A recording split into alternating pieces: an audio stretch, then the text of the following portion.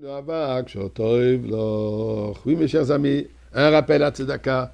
Joignez ensemble qu'on donne la Tzedaka autant que vous voulez. Que ce soit une pièce, que ce soit un billet.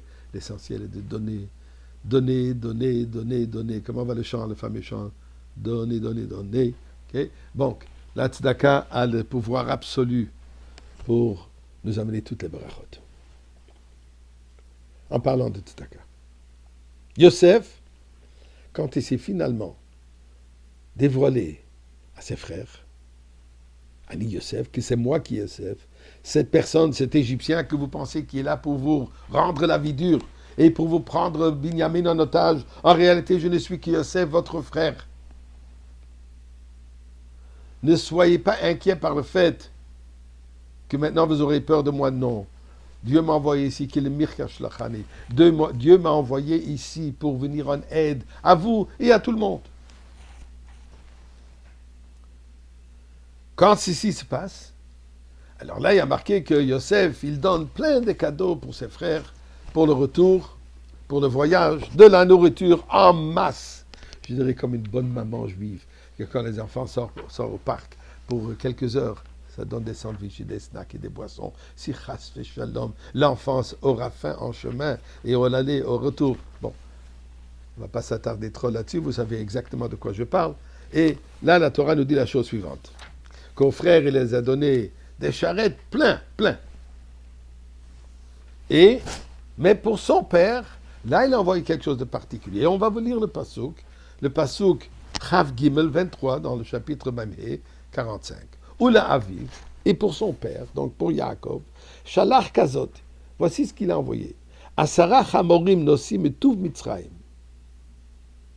10 ânes pleins de ce que, le mieux de ce que Égypte a à offrir.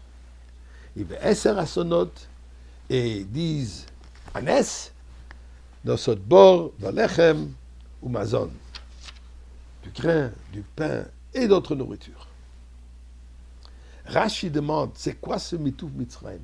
Qu'est-ce qu'il leur a envoyé? C'est quoi cette délice, cette particularité, quelque chose qui a une grande valeur en Égypte? Alors Rashi nous dit la chose suivante. Matzino Begamara, nous trouvons dans la Gemara chez Shalach Lo Yahin Yashan. Il lui a envoyé un bon vin. Un vin bien. Un vieux vin. Et pourquoi?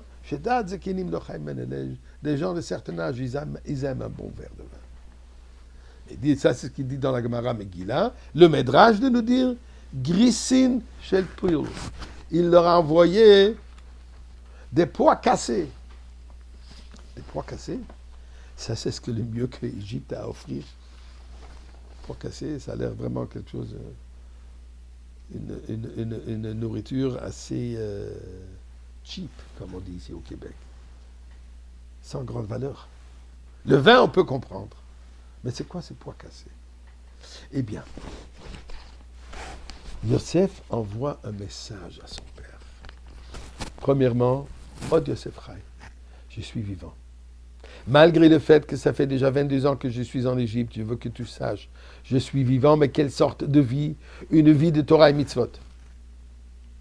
Et pour cela, il dit à son père, je sais que tu vas craindre venir en Égypte pour que on ne soit pas influencé par les mœurs d'Égypte, par la corruption, l'impureté d'Égypte, Ervat haaretz.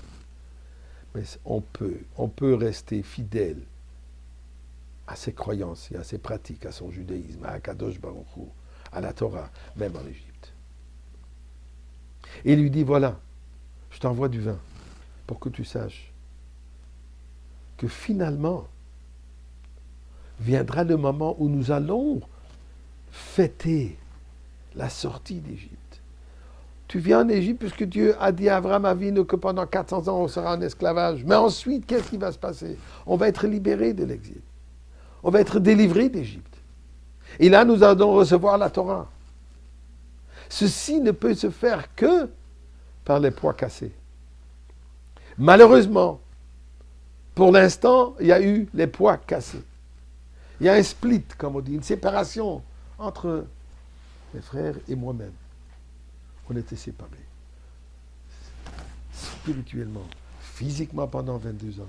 Mais il faut que tu saches que ceci, le résultat de ces poids cassés, de ce poids séparé, est pour que finalement on arrive à l'unification absolue. Quand ça, en sortant d'Égypte. Et pour cela, il dit à son père, commence déjà à fêter maintenant, n'attends pas jusqu'à la fin des jours pour fêter la délivrance d'Égypte, mais déjà maintenant, commence déjà à boire le vin. Puisque c'est avec cette simcha qu'on peut passer durant tout le temps d'exil, tout le temps des défis, des difficultés, avec la joie de savoir qu'on arrive à la fin, qu'on arrive à la délivrance, qu'on arrive à la venue de Mashiach. Et quand on célèbre cela, quand on est simcha, joyeux durant toute cette époque, ça précipite la venue de Mashiach.